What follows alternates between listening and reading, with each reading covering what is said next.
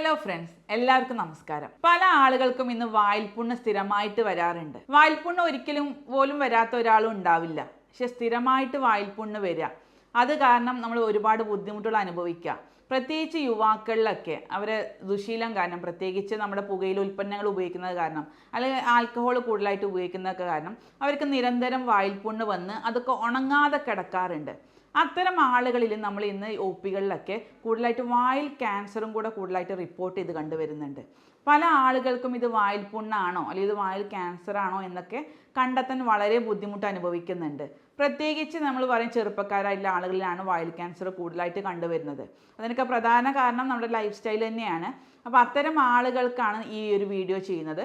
നമുക്ക് എങ്ങനെ വായിൽ പുണ്ണും വായിൽ ക്യാൻസറൊക്കെ നമുക്ക് എങ്ങനെ തമ്മിൽ തിരിച്ചറിയാം, അതെങ്ങനെ നേരത്തെ കണ്ടെത്തി അതിനനുസരിച്ച് എങ്ങനെ ട്രീറ്റ്മെൻറ്റ് എടുക്കാം, അതിനെങ്ങനെ എഫക്റ്റീവായിട്ട് മാനേജ് ചെയ്യാം എന്നുള്ള കാര്യങ്ങളൊക്കെയാണ് ഇന്ന് ഡിസ്കസ് ചെയ്യുന്നത്. ഞാൻ doctor Shahala CH, doctor Basil Soumya hospital, Pandikkad, Malappuram ജില്ല.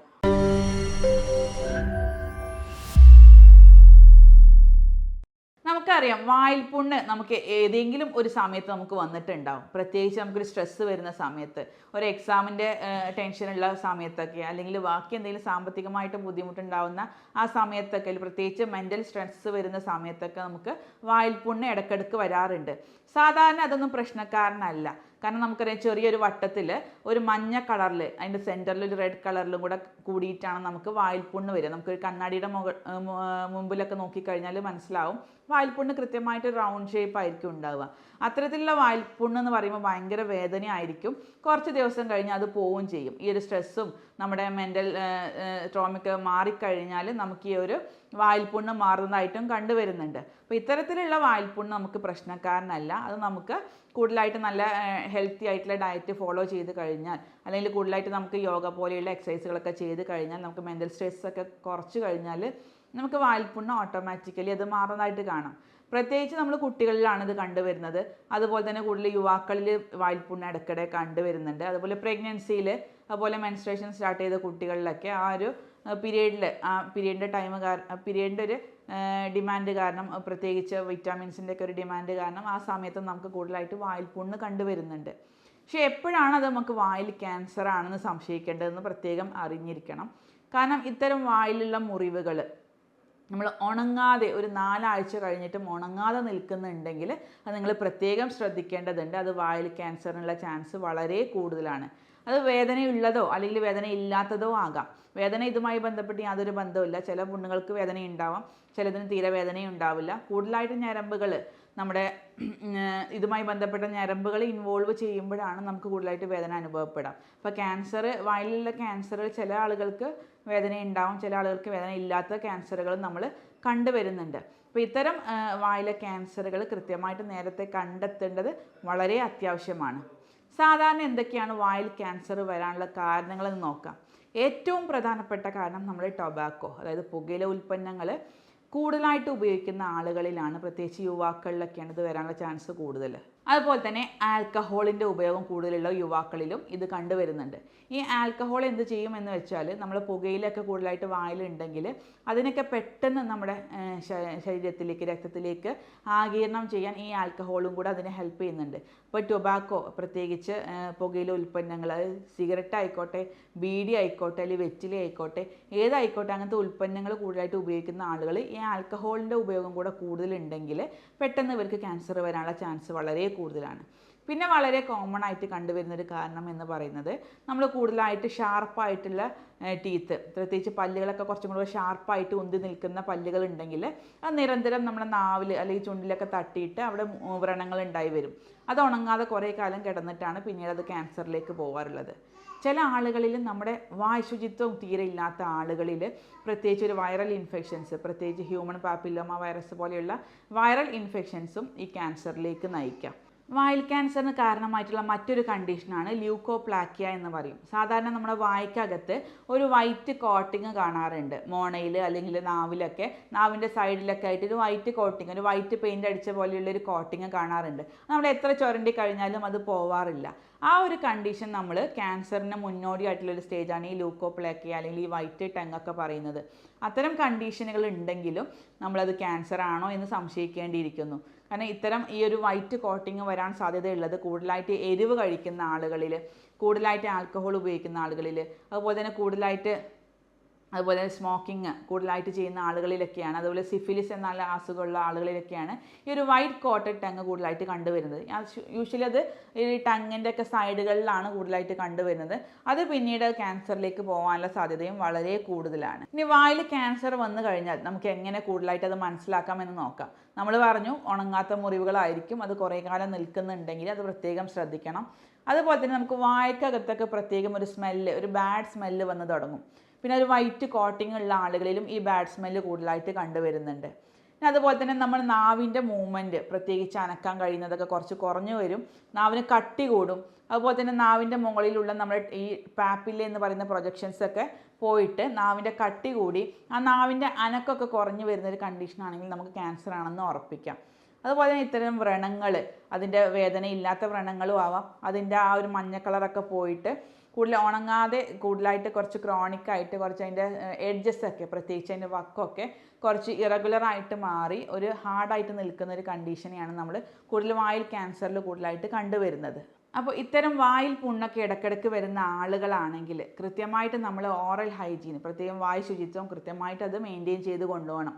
നമ്മൾ കൂടുതലായിട്ട് മുറിവുകളൊക്കെ ഇടയ്ക്കിടയ്ക്ക് വരുന്ന ആളുകൾ ഒരു കൃത്യമായിട്ടുള്ള ആൻറ്റിസെപ്റ്റിക് മൗത്ത് വാഷ് വെച്ചിട്ട് ഇടയ്ക്കിടെ ഒരു 3 തവണയെങ്കിലും വായ കഴുകാൻ ശ്രദ്ധിക്കുക. ഓറൽ ഹൈജീൻ വളരെ ഇമ്പോർട്ടൻ്റ് ആണ്. പല വൈറൽ ഇൻഫെക്ഷൻസും വരാനുള്ള കാരണം ഈ ഹൈജീൻ, ശുചിത്വം കുറയുന്നത് കൊണ്ടാണ്. അതുപോലെ തന്നെ നമുക്ക് ഈ പല്ലുകൾ കാരണം വരുന്നെന്ന് പറഞ്ഞു. അതുകൊണ്ട് തന്നെ പല്ലുകൾ ഷാർപ്പായിട്ട് നിൽക്കുന്നുണ്ടെങ്കിൽ, അല്ലെങ്കിൽ നമുക്ക് ഈ വെപ്പ് പല്ലൊക്കെ ആണെങ്കിൽ കറക്റ്റ് ഫിറ്റ് അല്ലാത്ത പല്ലുകളൊക്കെ ആണെങ്കിൽ അത് കൃത്യമായിട്ട് കറക്റ്റ് ഫിറ്റാക്കി കൊണ്ട് നടക്കുക. അല്ലെങ്കിൽ കൂടുതലായിട്ട് നമുക്ക് ഇതുമായി ബന്ധപ്പെട്ട് മോണരോഗങ്ങളോ അല്ലെങ്കിൽ പല്ലിന് കേടൊക്കെ ഉണ്ടെങ്കിൽ അത് കൃത്യമായിട്ട് ട്രീറ്റ് ചെയ്ത് കൊണ്ട് നടക്കുക.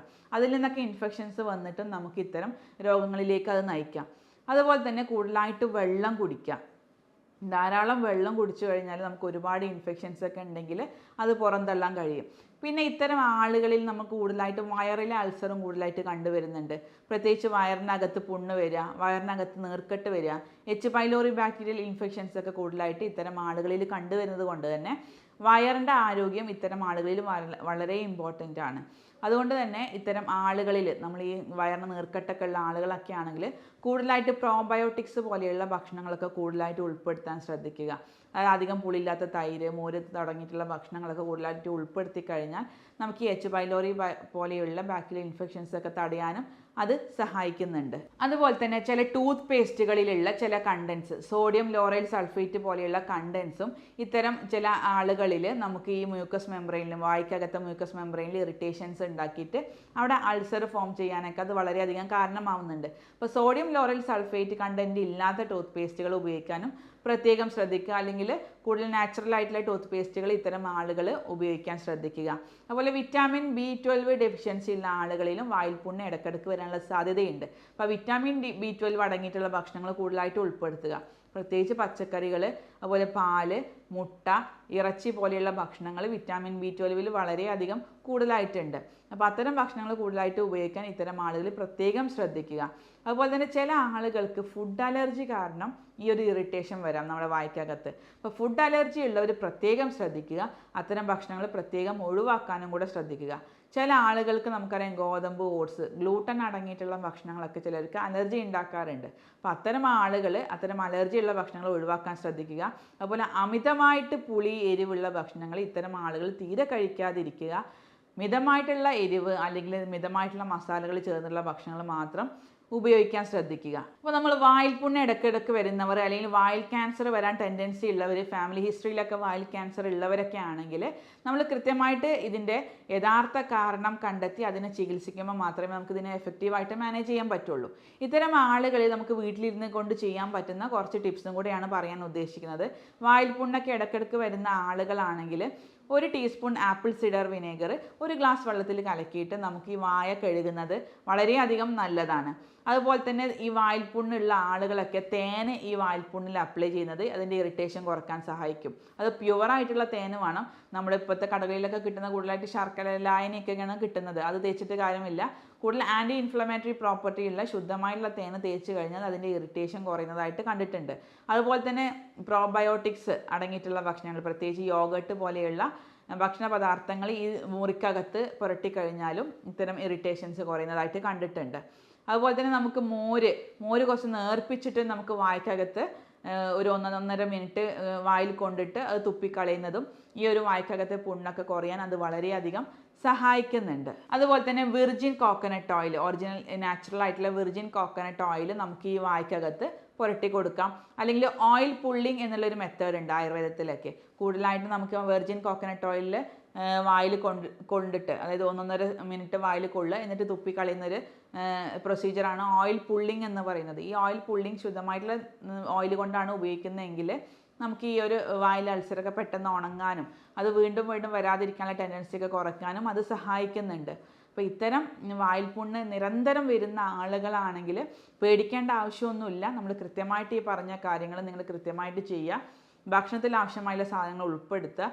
ഈ ചെയ്യുന്ന ഒറ്റമൂലികളൊക്കെ ചെയ്തിട്ടും നിങ്ങൾക്ക് കുറവില്ലെങ്കിൽ മാത്രം ഒരു ഡോക്ടറെ കണ്ടിട്ട് അത് ക്യാൻസർ ആണോ അല്ലയോ എന്നൊക്കെ ഉറപ്പിക്കുന്നത് വളരെയധികം നല്ലതായിരിക്കും. വായിൽ ക്യാൻസർ കൂടുതലായിട്ട് കണ്ടുവരുന്ന ആളുകളിൽ നമുക്ക് അവരുടെ വെയിറ്റ് കുറയുന്നതായിട്ട് കണ്ടിട്ടുണ്ട്. അതുപോലെ തന്നെ കഴലവീക്കം, അവരുടെ കഴുത്തിലൊക്കെ ചില കഴലകളൊക്കെ വീങ്ങി പെയിന് വരുന്നതും കൂടുതലായിട്ട് കണ്ടുവരുന്നുണ്ട്. അപ്പോൾ ഇത്തരം കേസുകൾ, ക്യാൻസർ കേസുകൾ, പ്രത്യേകിച്ച് വായിലുള്ള ക്യാൻസറുകളൊക്കെ നമ്മൾ നേരത്തെ കണ്ടെത്തി കഴിഞ്ഞാൽ വളരെ എഫക്റ്റീവായിട്ട് മാനേജ് ചെയ്യാൻ പറ്റുന്ന ഒന്നാണ് ഈ വായിൽ ക്യാൻസർ. അപ്പോൾ ഇത്തരം കാര്യങ്ങൾ കൃത്യമായിട്ട് ഒരാൾ അറിഞ്ഞിരിക്കണം. പ്രത്യേകിച്ച് വായിൽ പുണ്ണ് വരുന്ന ആളുകളൊക്കെ ആണെങ്കിൽ ഇത്തരം കണ്ടീഷൻസൊക്കെ കൃത്യമായിട്ട് അറിഞ്ഞുകൊണ്ട് അതിനനുസരിച്ചൊരു ട്രീറ്റ്മെൻറ്റ് നിങ്ങൾ സ്വീകരിക്കുകയാണെങ്കിൽ വളരെ എഫക്റ്റീവായിട്ട് നമുക്കിതിനെ മാനേജ് ചെയ്ത് കൊണ്ടുപോകാൻ പറ്റും.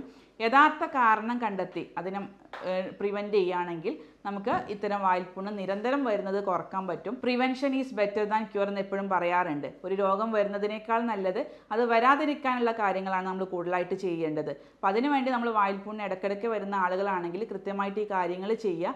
എന്നിട്ട് നിങ്ങൾക്ക് രോഗം മാറുന്നില്ല എങ്കിൽ ഒരു ഡോക്ടറെ കണ്ടിട്ട് അതിനനുസരിച്ചുള്ള ട്രീറ്റ്മെൻറ്റ് എടുക്കുക.